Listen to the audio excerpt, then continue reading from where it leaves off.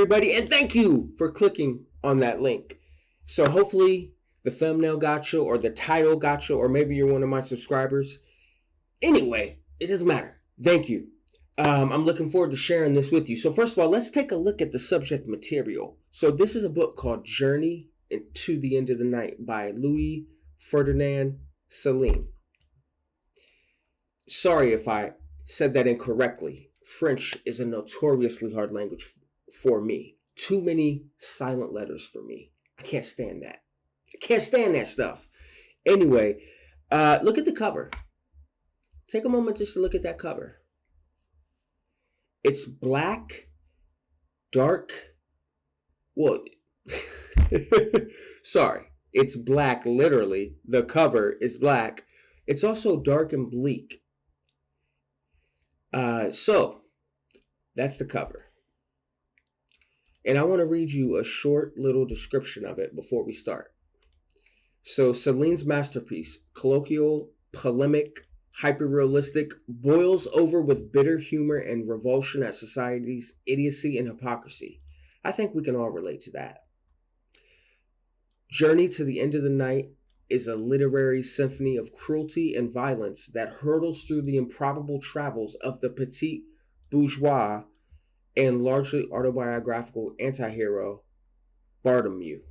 Again, sorry if I said that incorrectly. From the trenches of World War I to the African jungle to New York to the Ford factory in Detroit and finally to life in Paris as a failed doctor. Ralph Mannheim's pitch-perfect translation captures Celine's savage energy in a dynamic afterword by William T. Volt. Okay, so this is what my intention is. I want to go through each one of these chapters and show you quotes that affected me, that touched my soul, and I want to hear your thoughts about it. Yeah, that's right. Your thoughts, because I'm dropping in the comments questions about each one of these passages that I'm going to be telling you about. So, hey, buckle up and let's get to it.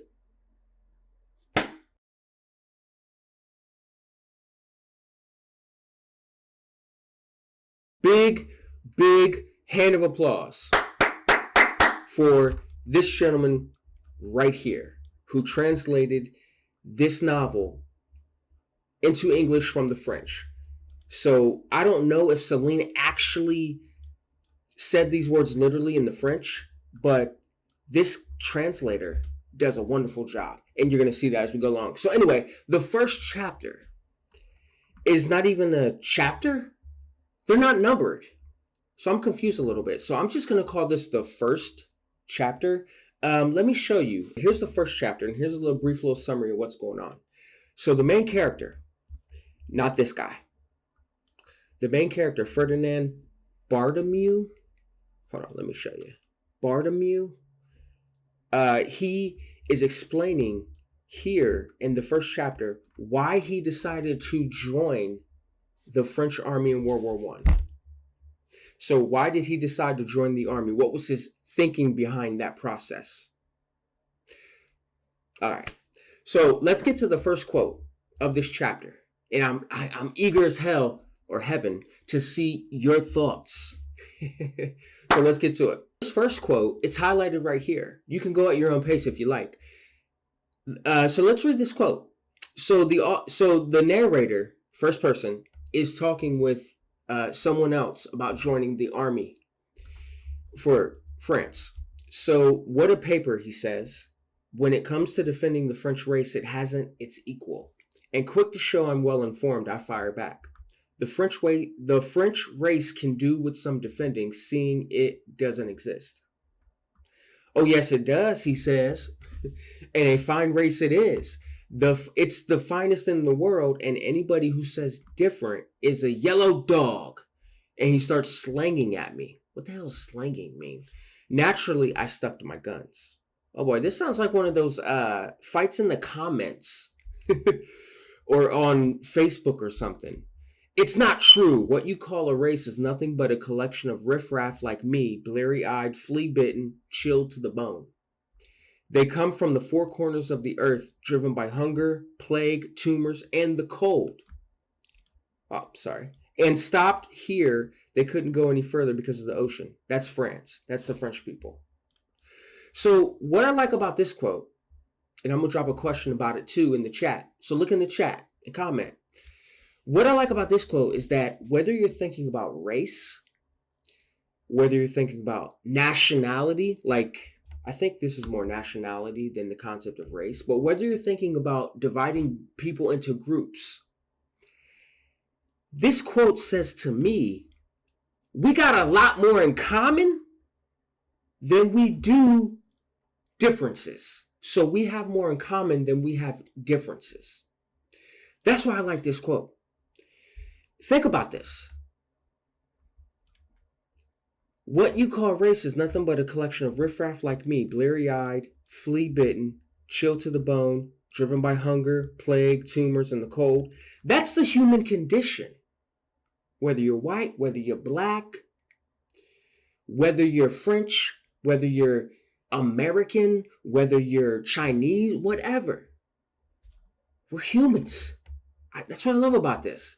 And what makes this so biting, what makes it so biting and so cynical is that this is taking place during World War I. This is taking place during a war where the Frenchman kills the German, or the Russian kills the German, or where you divide yourself based on your nationality. So that's what I like about this. We got a lot more in common than people realize. And hey, we can even think about that in terms of today. This is the power of literature. Don't just think, oh, this is just about World War I. It ain't nothing. Man, kill that noise, man. Kill that noise. So I'm eager to hear what you think about this quote. Look in the comments if you feel so. What's the word I'm looking for? If you feel so engaged. I'm very careful with my words, by the way. Very careful. I try to be as careful as possible with my words. All right, so that's the first quote. Let's get to the second quote. So I put in my annotation, truth in plain language. And here's the quote right here. So let's go to it. And hey, if you feel so engaged, answer this question in the comment. Or in the chat, sorry, in the comment section. I'm tripping. All right, so here we go. But the fact is, we're all sitting in a big galley, pulling at the oars with all our might. You can't tell me different. Sitting on nails and pulling like mad. And what do we get for it? Nothing. Thrashings and misery, hard words and hard knocks. We're workers, they say. Work, they call it. That's the crummiest part of the whole business. We're down in the hold, heaving and panting, stinking and sweating our balls off. And meanwhile, up on the deck in the fresh air, what do you see? Our masters having a fine time with beautiful pink and perfumed women on their laps. So what I love about this quote, and why I called it truth in plain language, it's clear, but it reminds me of how, again, we have more in common than we realize. And what I love about this quote in particular, it reminds me of how we collectively, together, are powerful. We're all in the same boat. Literally, that's what this says. We're all sitting in a big galley. We're all in the same boat. Have you ever heard that before? We're all in the same boat. But why are we so divisive with each other? Why do we separate? Why do those above us separate us into these groups? I mean, think about this damn election, for example. Whole families are divided. Some members don't even talk to members of their own family. That's some sad stuff. They don't realize that they're all in the same boat, pulling at the same oars. You can't tell me any different. So, just another beautiful quote. Cynical as heck, but I love it. I love it. Yeah, so what do you think about this quote? Let me know. Let everybody know. I'm eager to see what you want. Or what you think. Sorry, I said what you want. So, what I want to do is get the heck off of here and make this video as short as possible. And I'm hoping that you like this video, because I want to do more where I break down other chapters and the quotes in those chapters. I mean, I'm looking right now. I am annotating the hell out of this book. Oh my gosh.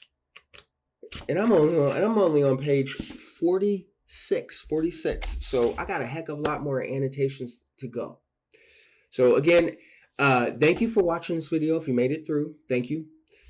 If you like this video, you want more of it, hey, drop a like, subscribe, and if you feel so engaged, comment. All right. Have a good rest of your day or night, whatever. Bye.